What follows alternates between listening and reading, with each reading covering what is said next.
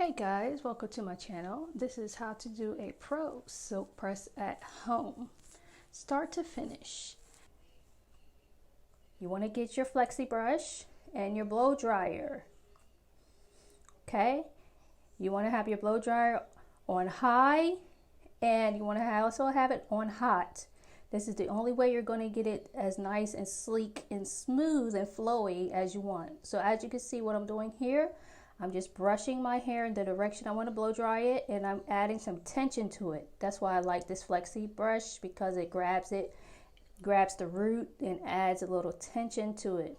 My concentrator done fell off. That's what that thing is called that was on there. My concentrator nozzle fell off.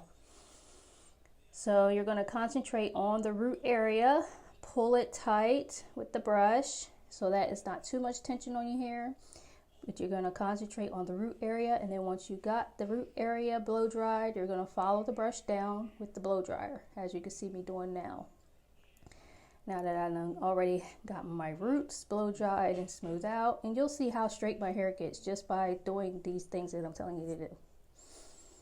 So I'm going to stop the blow dryer, gather our hair together, do a little swangy swang first. You can see how flowy it is.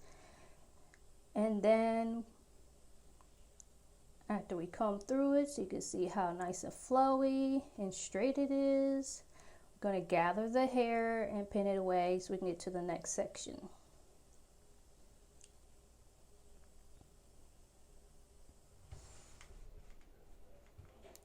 I didn't feel like that was tough enough, so I'm showing you that you can also use a Denman brush as well. This brush that I'm using is called a Denman brush.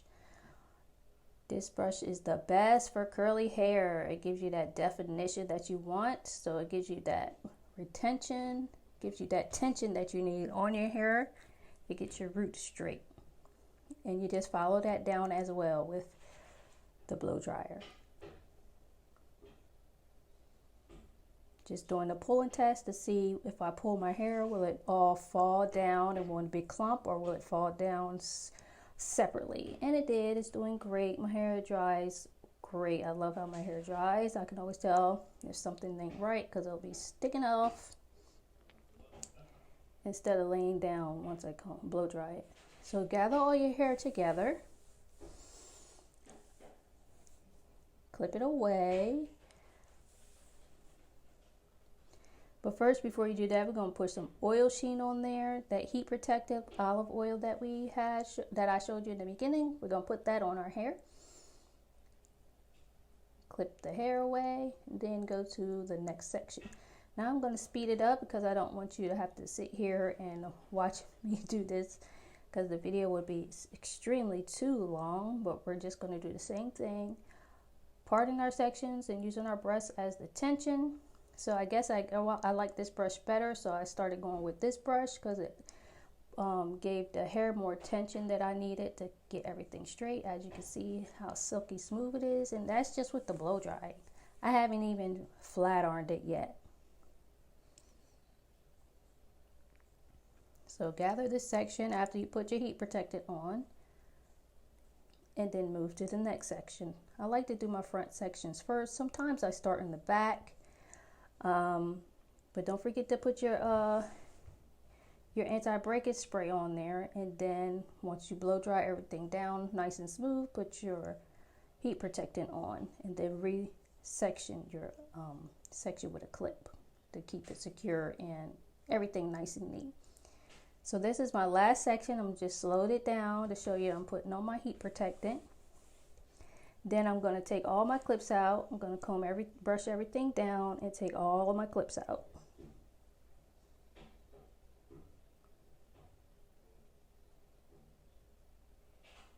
See how nice and smooth my hair is? Like, if I just wanted to wear the blow dry look, I could, but I don't prefer to wear the blow dry look because I know that my hair can get much straighter than this.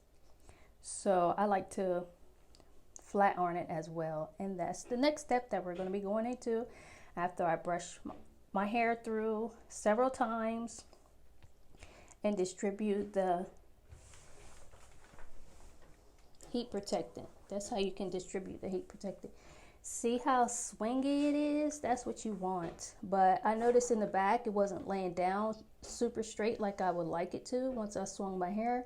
And I noticed that my hair was a little damp still in that area. So off camera, I went back in there and blow dried my hair straight. I blow dried it a little bit more because I didn't feel like it was blow dried enough in that area back there. I like when I shampoo my hair often because, like I showed you in the beginning, it gets really greasy and it starts to clump up and it starts to look super thin. My hair is already thin enough, but as soon as I shampoo it and blow dry it, it looks super thick like it's looking right now. So keep watching if you want to see the end results, which is going to be phenomenal. So right here I just want to show you the difference between combs. This is a rat tail comb. It's a little thicker because you use it with hot tools, like underneath your curling iron or flat iron. This is also a rat tail comb. It's just a little smaller, and you would use that with a regular, styling products and styling. If you want to style your hair, you would use the skinny one. If you want to protect your scalp from getting burned with the flat iron or curling iron, you would use the thicker rat tail comb. This is a smaller rat tail comb used to style. I have two other rat tail combs in my hand. This is also a rat tail comb. It's a metal rat tail comb as opposed to the all plastic rat tail comb. And then this one is also a metal rat tail comb. See, it's also a metal rat tail comb. The difference is, if you can see the difference, is that this rat tail comb has a gap and this one doesn't. The one with the gap is good for like parting and braiding. But they're all rat tail combs, but we're going to use this one today. So the first thing you want to do is part your hair down the middle. These are going to be our sections for our flat iron. And this time, instead of doing 4 sections, we're only going to do 3 sections here. So I'm just combing my hair all the way through with my rat tail comb.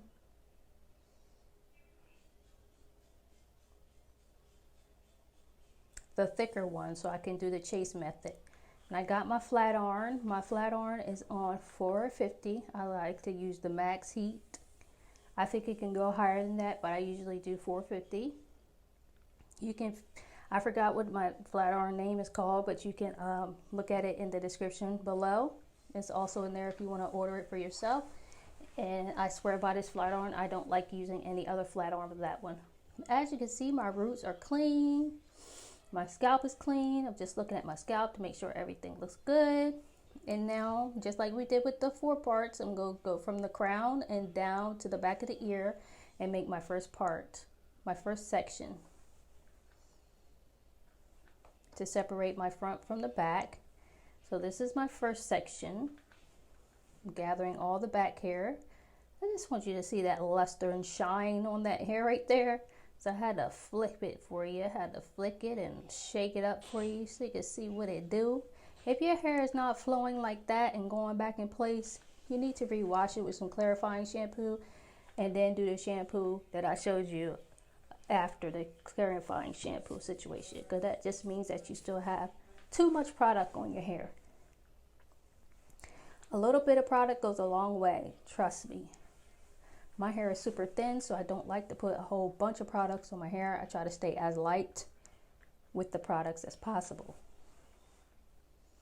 So I use light products and I use it lightly when I'm applying them. I'm just showing you my section. So now just gather your section, comb it all the way, all up into your hands. So everything is nice and neat.